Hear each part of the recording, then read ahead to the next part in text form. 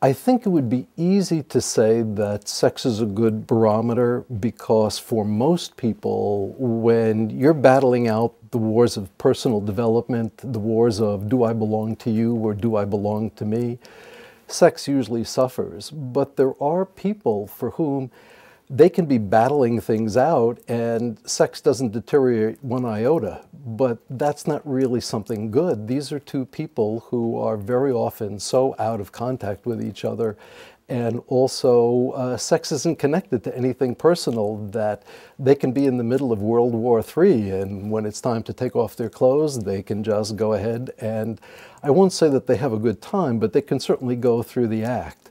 There are a lot of us, when we're battling out the wars of self-development, sex suffers, and it should. If you're going to have sex be personal, if you're going to have sex be related to how you feel about yourself and how you feel about each other, then when you hit the wars of independence, which are built into emotionally committed relationships, yes, sex usually does suffer. But a lot of people think that that means that marriage kills sex. I think it's just a period that people go through that nobody anticipates. And you go through that, you come out the other side, you're usually a more solid, whole person who's more capable of loving on life's terms. And we often find that sex goes on to be the best of people's lives. The best tip that I think we could give somebody is to you have to learn to hold on to yourself if you want the opportunity to hold on to your partner. That's what nobody expects. Everybody expects their partner to prop themselves up. And what a lot of people don't realize is as human beings, we don't like having sex we constantly have to prop up. We like a partner who can stand on their own 2 feet as long as we can tell them when it's time to do that.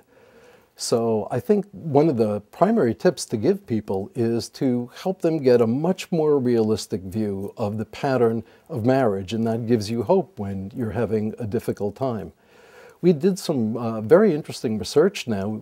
We've had over 14,000 people take a survey that we've been doing, and it turns out that about 85% of people say that either their sex is dead, comatose and in danger of dying, or at the very least needing a wake-up call. And just knowing that that's what normal sex looks like, that there's not something wrong with you and that it's not a biological drive or you're going to have desire if you're in love, that's one thing that is real important that helps people. But then we've also developed different activities that people can do that also tend to rekindle passion. One of them is what we call heads on pillows, where both partners lie on their side. You can have your clothes on or off. Each person puts their head on a pillow and you both get your heads far enough apart that your partner doesn't look like a cyclops, and you just gaze.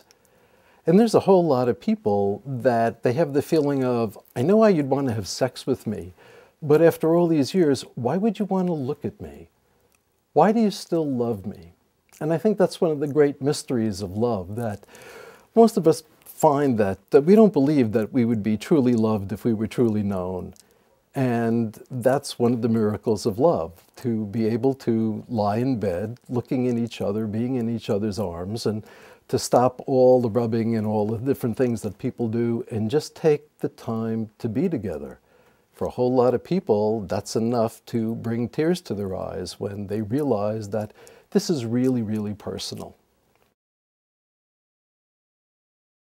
Well, I think the lingerie manufacturers and the candy producers, they love the idea of Valentine's Day.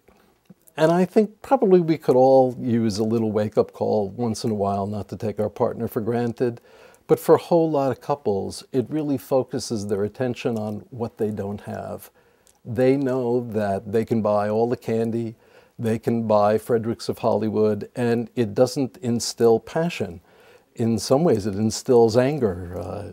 For a lot of people, you give them a negligee and the reaction is, why, you don't like my body? Or you think, I'm going to do something I wouldn't do because you bought me a box of candy. And there's tremendous pressure to, that's supposed to be the night, everybody's supposed to have sex. And some people have sex. I think a lot of people have big fights because it basically makes people realize what they don't have. Not that it has to be that way. A lot of people have the feeling of once desire or passion or love dies, it's dead. You can't rekindle that. And that's the exact opposite of what we found. All around the world, we found that people are really hungry for something that can make sex personal, that can make love not go back to the beginning of the relationship, but to have love and passion on an entirely new basis, on the basis of you know each other, and you've gone through difficult times. You've had children, which is hard, or you've had deaths in the family, or now people in the economic recession. These are really tough times, and this either blows people apart or it brings them together. And going through those kinds of experiences, I think, make people strong enough to love on life's terms, and that's tough.